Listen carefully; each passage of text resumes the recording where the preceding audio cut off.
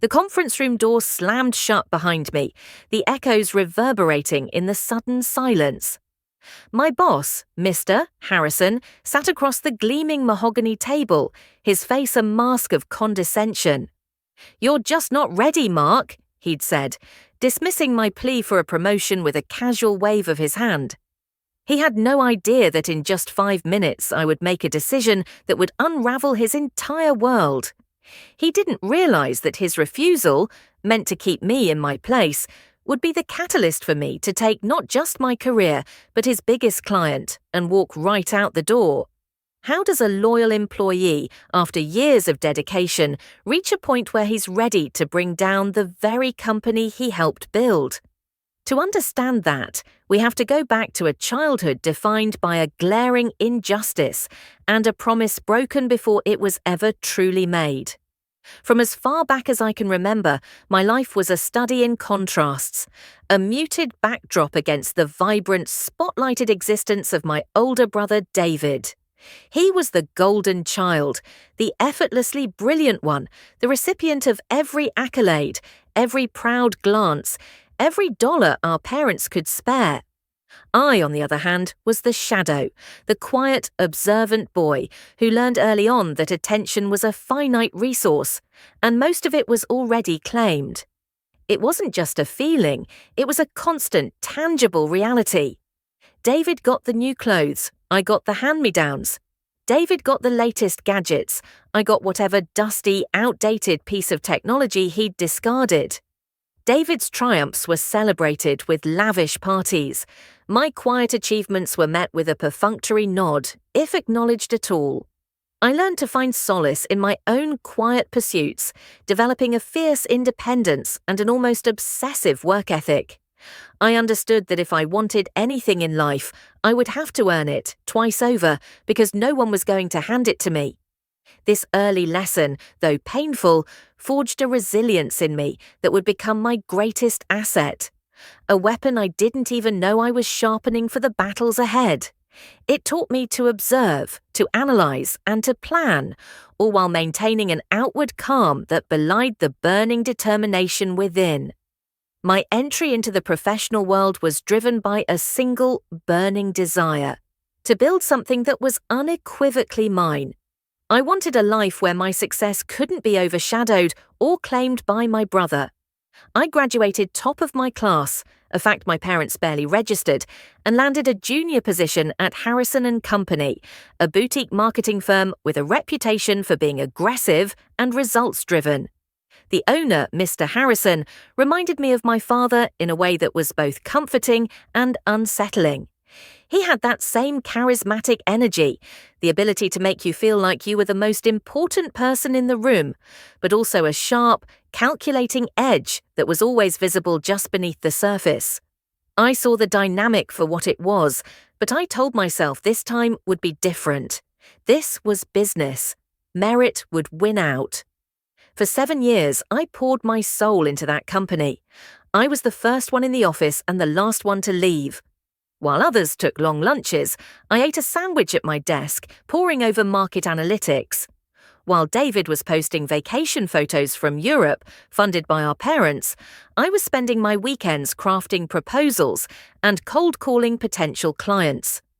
My big break came with Sterling Corp, a tech giant that was notoriously difficult to land. Harrison had tried and failed for years. I spent 6 months researching their pain points, identified a niche they were overlooking, and built a campaign strategy from the ground up on my own time. When I finally got a meeting, I didn't just win the account, I earned the unwavering trust of their head of marketing, a sharp, no-nonsense woman named Mrs. Chen. The Sterling account transformed Harrison & Company from a small player into a serious contender. It became our flagship client, our cash cow, and my personal responsibility. I managed every aspect of it, working directly with Mrs. Chen and her team. Harrison was more than happy to take the public credit, slapping my name on a plaque in the lobby and parading me around as his star employee. He promised me that when the senior partner position opened up, it was mine. It was the reason I stayed, the reason I tolerated him taking credit for my late nights and my innovative strategies. The promotion wasn't just a title, it was validation. It was the finish line of a race I had been running my whole life, the proof that I could outshine the golden child and stand on my own. The senior partner position opened up 6 months ago when the man who held the title for 20 years announced his retirement. It was the moment I'd been waiting for. Harrison pulled me into his office, clapped me on the back, and poured 2 glasses of expensive scotch. "This is your time, Mark," he said, his voice thick with false sincerity. "We'll have to go through the motions, interview a few people for appearances, but the job is yours. You've earned it." I let myself believe him. I wanted to believe that this time the promise would be kept. I saw the finish line, and I foolishly let my guard down, imagining a future where my value was finally recognized. 2 weeks later, Harrison's nephew, Kevin, joined the firm. He was a fresh-faced college graduate with a communications degree and a limp handshake. He was assigned to my team, and it became immediately clear that his only qualifications were his last name. He'd stroll in at 10, take a 2-hour lunch, and spend his afternoons scrolling through social media. His work was sloppy, riddled with errors, and constantly late. More than once, I had to stay up past midnight rewriting his reports and fixing his mistakes, all to prevent any damage to the accounts, especially the sterling account.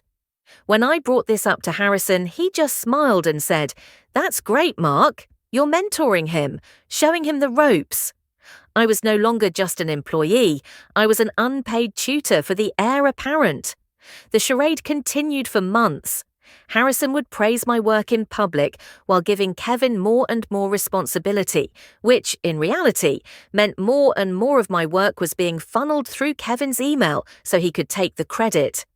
The final soul-crushing blow came not in a private meeting, but in a company-wide email. The subject line read, "Announcing our new senior partner." I clicked it open, my heart pounding with a mix of hope and dread. There, next to a smiling picture of Mr. Harrison, was a photo of Kevin. The email was full of corporate jargon about fresh perspectives and next-generation leadership. I stared at the screen, but I felt no rage, no surprise. All I felt was a profound, chilling clarity. It was then that I saw the pattern, laid out as clear as a blueprint. Harrison was my father, Kevin was my brother, and I was the fool who built the kingdom for them to rule. I calmly closed the email, stood up from my desk and walked toward his office for the meeting that would change everything. I walked into Harrison's office without knocking. He was leaning back in his leather chair, a smug grin on his face as he scrolled through his phone. He looked up, his expression shifting from satisfaction to annoyance. "What is it, Mark?" "I'm in the middle of something." I closed the door behind me, the soft click seeming to seal the room off from the rest of the world. I didn't sit down. I stood before his desk, a subordinate for the last time. "I saw the email," I said, my voice even and low. "I'd like to understand the decision-making process." He sighed, a theatrical display of a patient boss dealing with a needy employee. "Look, Mark, Kevin has potential. He brings a fresh energy to the firm. He's a people person. You're a great numbers guy, a fantastic worker bee, but this is a leadership role." I just stared at him, letting the insult hang in the air. "The sterling account," I stated, not as a question, but as a fact. "The account that constitutes 40% of this firm's annual revenue, the one I landed and have managed exclusively for 5 years. Does Kevin have the potential to handle that?" For the first time, a flicker of anger crossed his face. He leaned forward, his voice dropping to a condescending whisper. "Let me be clear. Your work on that account is appreciated, and it's why you have a very secure, very well-paying job here. But don't think for a second that makes you irreplaceable. The firm owns the client, not you." Then came the line that I had been waiting for, the final nail in the coffin of my loyalty. He leaned back again, waving a dismissive hand. I made a business decision. You're just not ready, Mark. End of story. A strange calm washed over me. This was it, the confirmation, the final unambiguous betrayal I needed to absolve me of any guilt for what I was about to do. I gave a single, slow nod. I see, I said.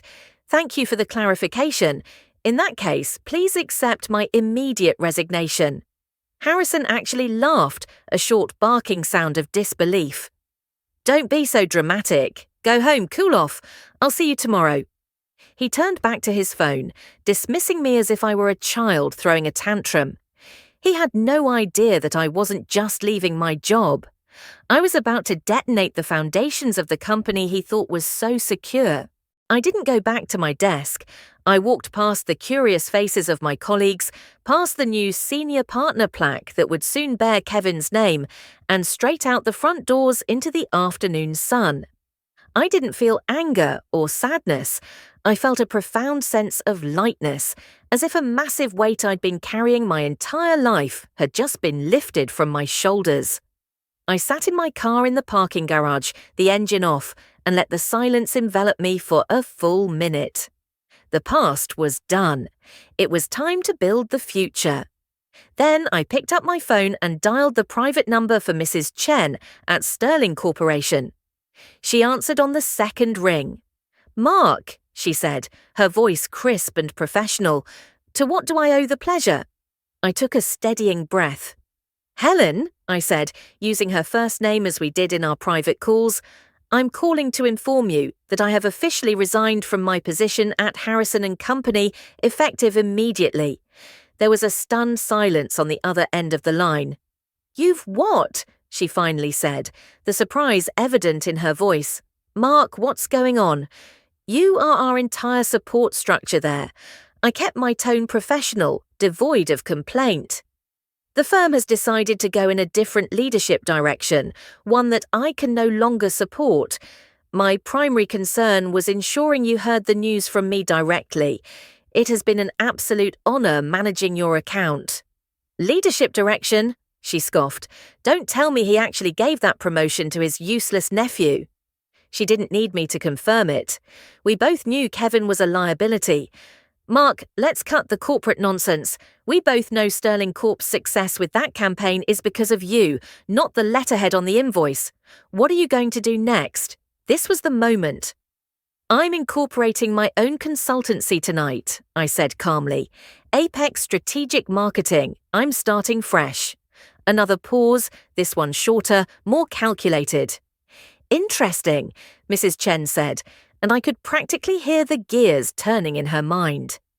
"Our contract with Harrison has a 30-day review and termination clause. Send me your new firm's proposal by 9 a.m. tomorrow.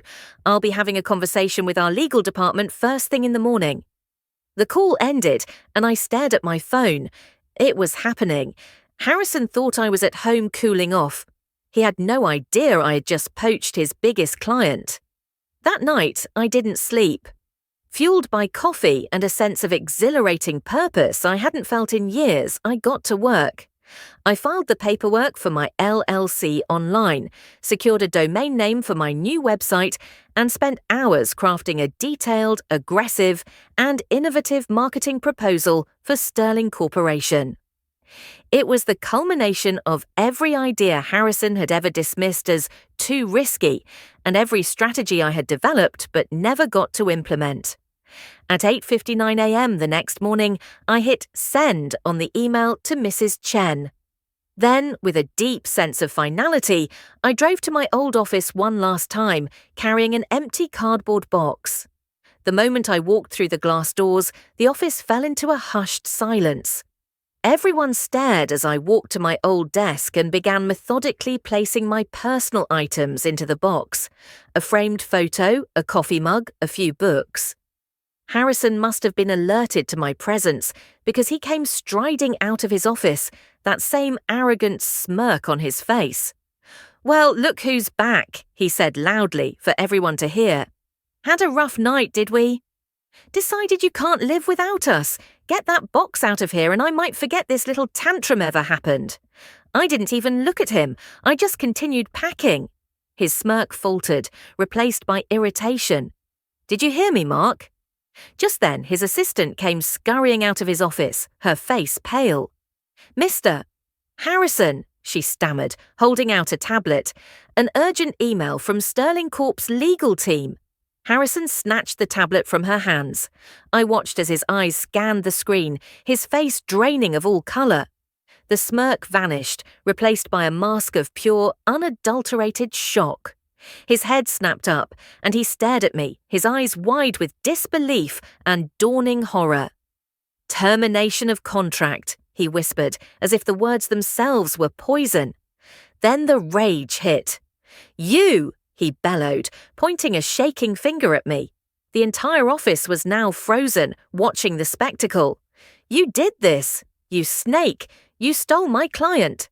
I slowly taped my box shut and stood up to face him, my expression calm. "I didn't do anything, Harrison," I said, my voice cutting through his tirade. "You did. You told me I wasn't ready for a promotion. Turns out your biggest client disagrees. They followed the talent, not the name on the door. This is what happens when you promote your family instead of your performers." I picked up my box and walked toward the exit, leaving him standing there, utterly humiliated in the wreckage of the empire I had built for him. The 6 months that followed were a blur of focused, exhilarating work. Apex Strategic Marketing launched with Sterling Corp as its anchor client. Our success with them was immediate and highly visible. Mrs. Chen became my biggest advocate, and within 3 months, 2 other major companies, both of whom had been dissatisfied with Harrison and company, signed with me. I hired a small, brilliant team of people I trusted, paying them well and treating them with the respect I was always denied. We weren't just a company, we were a testament to the idea that talent and integrity were the only assets that truly mattered. News of Harrison and Company's collapse was swift and brutal. Losing the Sterling account was a mortal wound. The subsequent client exodus was the final nail in the coffin. Harrison had to lay off most of his staff, and the firm, once a symbol of aggressive success, became a cautionary tale whispered about in the industry. I heard from a former colleague that Harrison had to sell his vacation home, and that Kevin, unable to perform under actual pressure, had a nervous breakdown and quit. Harrison's world, built on my labour and his own arrogance, had crumbled into dust. The final piece of my old life appeared one afternoon when my assistant buzzed my intercom. "Mark," she said, sounding hesitant, "your parents and your brother are here to see you." I walked out to the lobby to find the 3 of them looking small and out of place amidst the polished concrete and glass of my new office. After a few awkward pleasantries, my father cleared his throat. "Mark, son, we see you're doing very well for yourself," he began. "And David, well, things have been a bit tight for him. We were thinking, now that you have your own company, you could give him a management position, help him get on his feet." I looked at their expectant faces, the same faces that had overlooked me for my entire life. The same people who saw my success not as something to be proud of, but as another resource to be diverted to their golden child. I felt no anger, only a profound sense of distance. "No," I said, my voice calm and final.